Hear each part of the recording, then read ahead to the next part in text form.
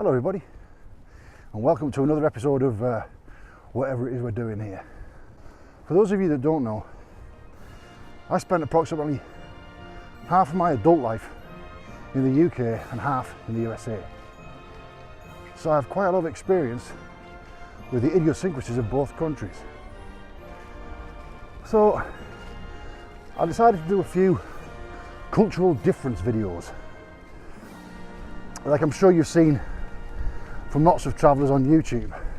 So rather than do 5 reasons the UK is better or 10 reasons America sucks, I've decided to cover single subjects and address them more deeply, and that way the detail can perhaps eradicate some of the doubts and objections that may arise if I was to simply skim through several topics.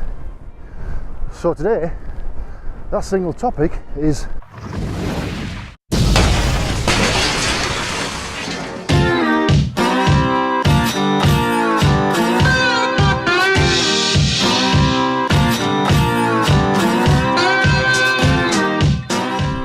food. The very bread of life. Is there any more significant cultural trope than food? What else reminds us of home and childhood more than the smells and tastes of a treasured dish? When I first moved to the USA in 1996, I was shocked by the disregard with which British cuisine was held, especially by those who never tried it. Obese rednecks choked on their Big Macs at the notion of black pudding or spotted dick. Now, Britain certainly has tenure as the home of bland cookery, likely exaggerated by the post-war austerity experienced by the baby boomer generation. Rationing didn't end until 9 years after World War II. This made an indelible mark on the cultural zeitgeist that exists to this day. Indulgence is frowned upon as being almost unpatriotic, because it was. Obesity is disapproved of rather than pitied. Woe betide the Brit who reaches for the last cookie. American rationing, by contrast, was far less restrictive and only lasted like 3 years. So Americans hoover up last cookies like a combine harvester, barging Brits out of the way like a fat kid at the apocalypse buffet.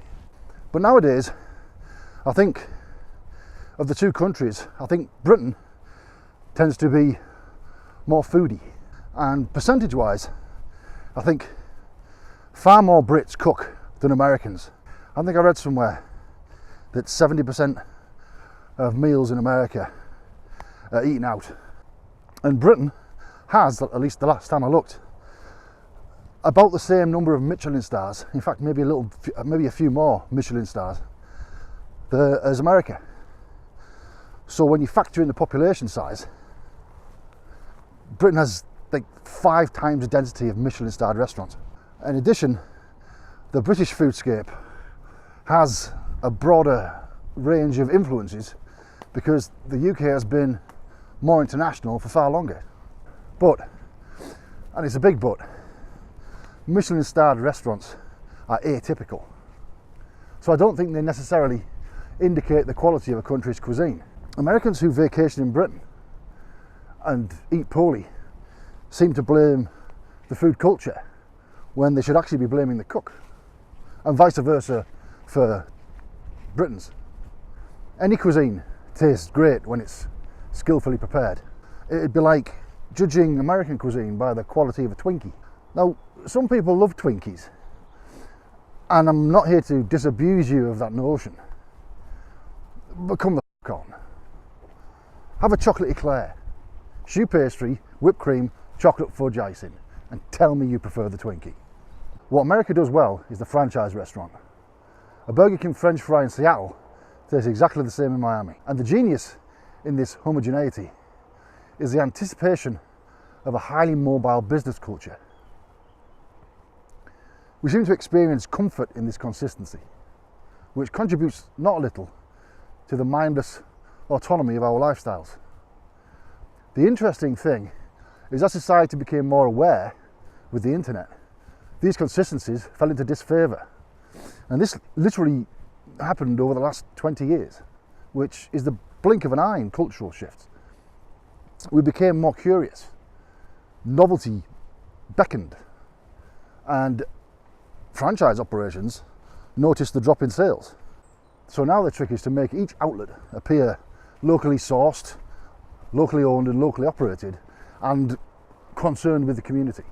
They spend more money on decor to make their place appear unfranchise-like. Sneaky bastards.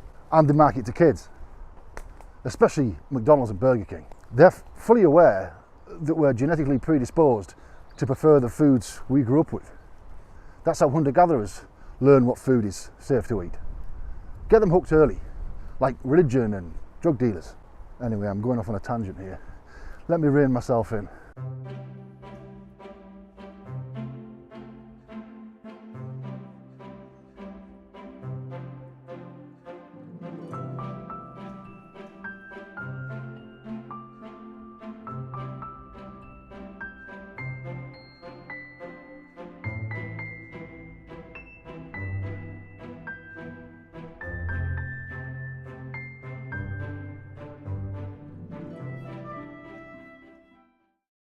Some things America does better, some things Britain does.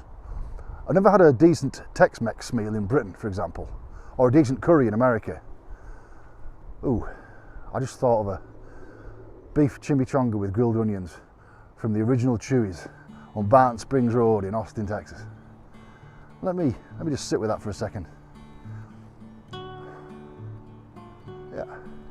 I think our highs when it comes to cuisine achieve similar peaks, and in the UK the peaks are more frequent, but I think the average is better in America because dining out is a more competitive industry and indulgence isn't seen as a sin.